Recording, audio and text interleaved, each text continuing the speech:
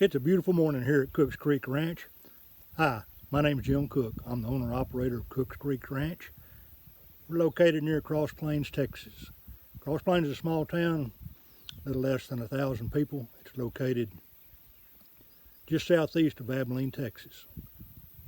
This is my first YouTube video, and the reason I'm doing this YouTube video is so I will have a video journal of my journey into regenerative agriculture. Now, 4 months ago, I couldn't even spell regenerative agriculture, not much less know what it was. But I was looking at some videos on YouTube, and I come across a guy named Gabe Brown, and I started watching his video. It was over an hour long, and he was saying how he does regenerative agriculture, and it started clicking with me. It sounded like a good idea. Regenerative agriculture is good for the environment. It's good for your cattle. It's good for the land. And I watched all of Gabe's videos, and now I'm following Greg Judy with his regenerative agriculture farms, and an expert named Ray Archuleta. And I think this can work. And I'm going to, but I've already started planting a test field, and later I'll show you what I've done. So this is the field I'm using to apply the principles of regenerative agriculture. A year ago, this field was nothing but mesquite trees, as thick as the ones you see in the background there. This pasture is approximately 20 acres. Last year there was a dozer hired to root plow and dig up all the mesquite trees and pile them up.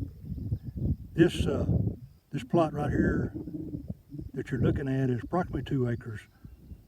All the rest, the ones beyond the field beyond the trees there, it was planted in native grass and is growing nicely. This area right here, after it got root plowed and the mesquite stacked,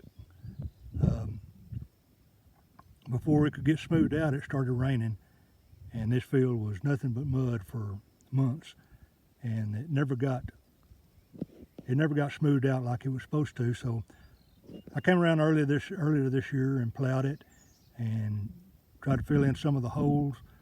There was a big pile of mesquite right in the middle of this, so I burned those and had to sift through the dirt to get the mesquite trees that didn't burn.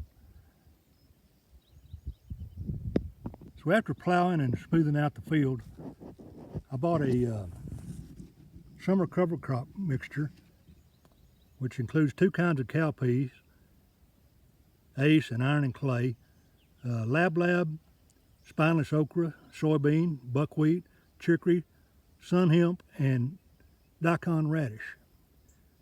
Now, this was planted on April the 16th of this year, and after I planted it, it didn't rain.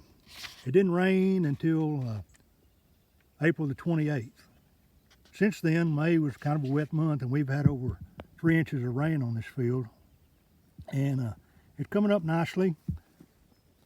I've got a lot of Bermuda grass in here, but as you can see, some of the cover crop is growing, and it's looking good. I don't know what these plants are yet. I'm gonna have to take a picture of them and Google it to see what I've got. So my plan is to let this grow, and hopefully in the months ahead they'll get some more rain on it, and it continue to grow, and maybe be able to harvest some okra and maybe some peas out of it. And then along close to September, I plan on broadcasting my winter cover crop. I'm just going to throw the seed out. My budget won't let me afford a no-till drill yet.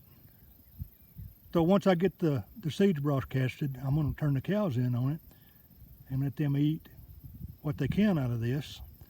And they'll stomp the seeds in the ground and poop all over the place, and hopefully make the soil good, and I'll have a good winter cover crop.